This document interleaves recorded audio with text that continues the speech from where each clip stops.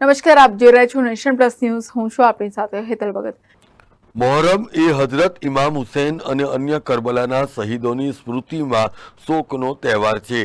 સમગ્ર દેશમાં મોહરમ પર્વની ઉજવણી થતી હોય છે, ત્યારે નર્મદા જિલ્લામાં પણ મોહરમની ઉજવણી કરવામાં આવી હતી. તિલકવાડાના મુસ્લિમ બિરાદરો દ્વારા કલાત્મક તાજિયા બનાવીને જુલુસ કાઢવામાં આવ્યું હતું. આ જુલુસ વચલી બજાર, આદત ચોક મળી વિસ્તારથી દવાખાના લાઇન વિસ્તાર સુધી યોજાયું હતું.